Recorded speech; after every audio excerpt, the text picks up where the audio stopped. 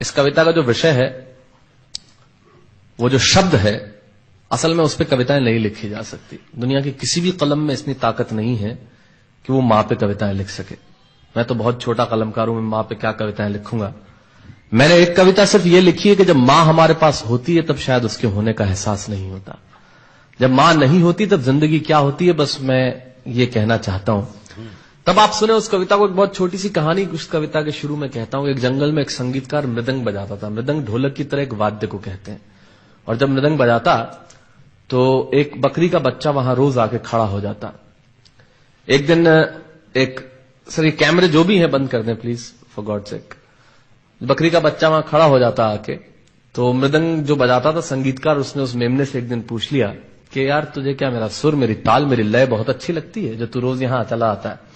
वो बोला मैं नहीं जानता कि आप क्या बजाते हैं, न मुझे सुर की समझ, न ताल की समझ, न लय की समझ। मैं तो बस इतना जानता हूं कि इस ढोलक पे, इस मृदंग पे जो चमड़ा मढ़ा है वो मेरे मां के बदन से आया है। क्या बात है, बहुत अच्छे, वाह। जब इस पे थाप पड़ती है मैं आके खड़ा हो जाता हूं। बहुत अच्छे, वाह। मेरी कविता मां के न रहने पे भीतर से पड़ी हुई थाप की कविता है, तब सुनाना चाहता हूं। इस कविता में अगर आपके आंसू बाहर की दुनिया की यात्रा करना चाहे तो रोकिएगा मत। अगर आपको ठीक लगे, जैसा कहता हूं जब मां नहीं होती तब जिंदगी क्या होती है। एक मुनव्वर राणा साहब का शेर उधार लेता हूं कि किसी के हिस्से में मकान आया, किसी के हिस्से में दुकान आई, मैं सबसे छोटा था, मेरे हिस्से में मां आई। क्या बात है, वाह वाह, बहुत अच्छा। तब कहता हूं कि कल जब उठकर काम पर जा रहा था तो अचानक लगा कि कोई रोक लेगा मुझे। कल जब उठकर काम पर जा रहा था तो अचानक लगा कि कोई रोक लेगा मुझे और कहेगा खड़ा खड़ा दूध मत पी, हजम नहीं होगा। मुझे लगा कोई कहेगा खड़ा खड़ा दूध मत पी, हजम नहीं होगा। 2 घड़ी सांस ले ले, अरे इतनी ठंड और कोट भूल गया, इसे भी अपने पास ले ले। मन में सोचा मां रसोई से बोली होंगी जिसके हाथों में सना आटा होगा। अगली पंक्ति के खालीपन से जुड़े और जुड़े तो मुझे बताएं। मन में सोचा मां रसोई से बोली होंगी जिसके हाथों में सना आटा होगा, और पलट के देखा तो क्या मालूम था कि वहां सिर्फ सन्नाटा होगा। पलट के देखा तो क्या मालूम था कि वहां सिर्फ सन्नाटा होगा। अरे अब हवाएं ही तो बात करती हैं मुझसे। जब कोई नहीं होता तब अंतरिक्ष बात करता है, निर्वात बात करता है, वैक्यूम बात करता है। तब कहता हूं अरे अब हवाएं ही तो बात करती है मुझसे। लगता है जब जाऊंगा किसी खास काम से तो कोई कहेगा दही शक्कर खा ले बेटा, अच्छा शगुन होता है। कोई कहेगा गुड़ खा ले बेटा, अच्छा शगुन होता है। पर मन इसी बात के लिए तो रोता है कि सब कुछ है मां, सब कुछ, जिस आजादी के लिए तुझसे मैं सारी उम्र लड़ता रहा। आपने अपने बचपन में देखा होगा, माए हमें टोकती है, यहां मत जा, वहां मत जा, ये मत कर, वो मत कर। तब हम आजाद होना चाहते हैं। और आजादी की कीमत कितनी बड़ी देनी पड़ती है। अगर कम शब्दों में मैंने ठीक बात कह दी हो तो इसका एहसास मुझे जरूर कराइएगा कि सब कुछ है मां, सब कुछ, जिस आजादी के लिए तुझसे मैं सारी उम्र लड़ता रहा वो सारी आजादी मेरे पास है। फिर भी न जाने क्यों दिल की हर धड़कन उदास है। कहता था ना तुझसे मैं वही करूंगा जो मेरे जी में आएगा, और आज मैं वही सब कुछ करता हूं जो मेरे जी में आता है। बात यह नहीं है कि मैं जो चाहूं कर लूं, मुझे कोई रोकने वाला नहीं है। बात है तो इतनी सी कि सुबह देर से उठूं ना तो कोई टोकने वाला नहीं है। बहुत अच्छे, वाह वाह, बहुत अच्छे, वाह वाह वाह वाह। बात है तो इतनी सी कि सुबह देर से उठूं ना तो कोई टोकने वाला नहीं है।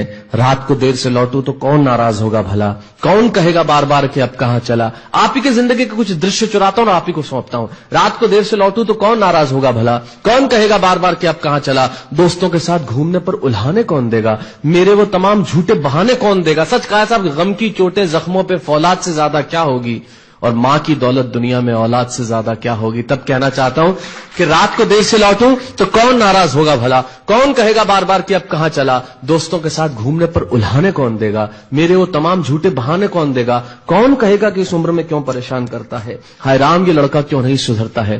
पैसे कहां खर्च हो जाते हैं तेरे, क्यों नहीं बताता है। सारा दिन मुझे सताता है, रात को देर से आता है, खाना गर्म करने को जागती रहूं, खिलाने को तेरे पीछे भागती रहूं, बहाती रहूं आंसू तेरे लिए।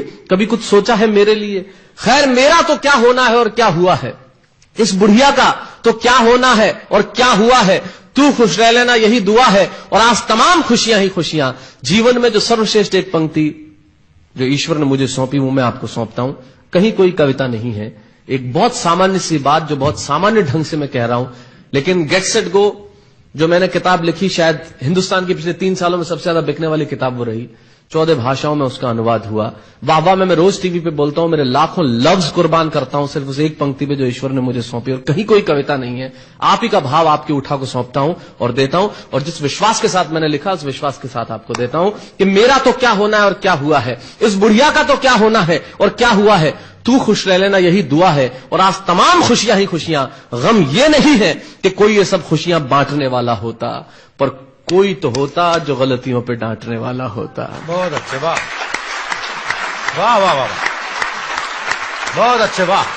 गम ये नहीं है कि कोई ये सब खुशियां बांटने वाला होता, पर कोई तो होता जो गलतियों पे डांटने वाला होता। और अंतिम पंक्तियां देता हूं कि तू होती ना तो हाथ फेरती कभी सर पर या हल्के से बाम लगाती, आवाजें दे देकर सुबह उठाती, दिवाली पे टीका लगाकर रुपए देती और कहती बड़ों के पांव छूना आशीर्वाद मिलेगा, कपड़े मत फाड़ना अगला कपड़ा अगली दिवाली को सिलेगा, बहन को सताता तो तू चांटे मारती, बीमार पड़ता तो रो रो के नजरें उतारती, परीक्षा से आते ही खाना खिलाती, पिता की डांट का डर दिखाती, फिर पिता की डांट से तू ही बचाती, इसे नौकरी मिल जाए ये तरक्की करे दुआओं में हाथ उठाती, और तरक्की के लिए वतन छोड़ देगा ये सुन के दरवाजे के पीछे चुपके चुपके आंसू बहाती।